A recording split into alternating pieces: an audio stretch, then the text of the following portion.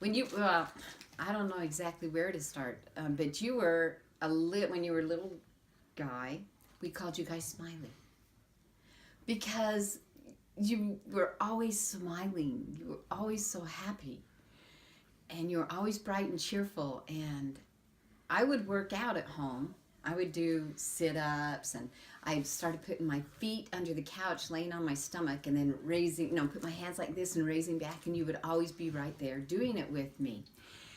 And I remember one time when Aunt Kathy came, before you were even in kindergarten, you were a toddler, and all you had on were little red shorts.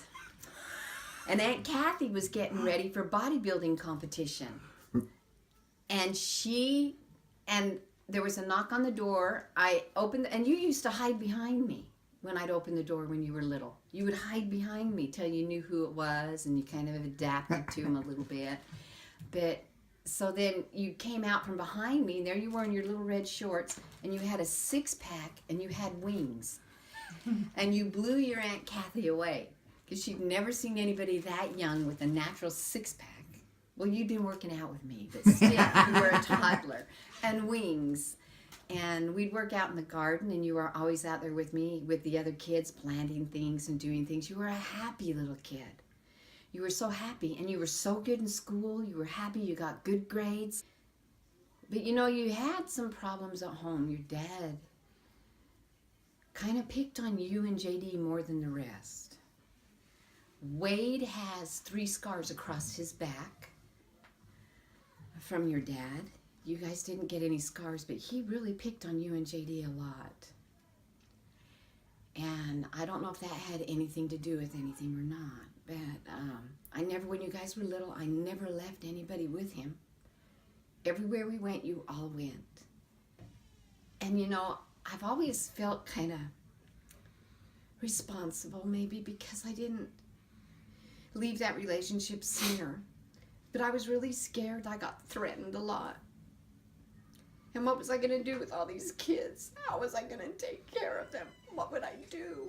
I used to have this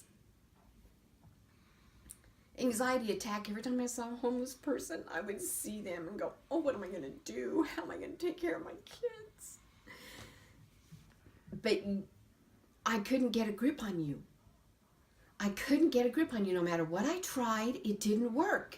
It was so hard to watch my child destroy my child. And no matter what I did, it didn't work. My child left me. The only choice was to protect the rest of my family from that child. That was the hardest thing I have ever had to do. I don't know how I ever got the strength to do that, because you had this beautiful smile, and even when you were doing those negative things, when you were in a good mood, it was so easy to overlook everything else. You used to come in a room and take all the air. I mean, you would take over the whole room. You would consume it.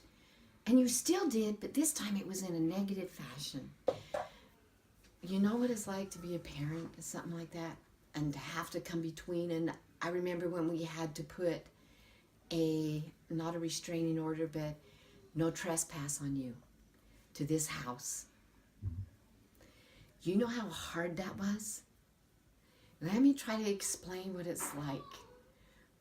You're a parent. Somebody's trying to kill your child. What would you do? And then think about, what would you do if the person that's killing your child is your own child? That person you're looking at right now is not the child you had. It's not the child you raised. And you've tried loving, you've tried helping, and you only ended up enabling. There's no way you can realize the extent of the damage, the extent of what you did and the feelings that it caused, and some of the damage it did. But you knew you did something very wrong, and you hurt people very bad. And realizing that and admitting that gave me the ability to try to hope again.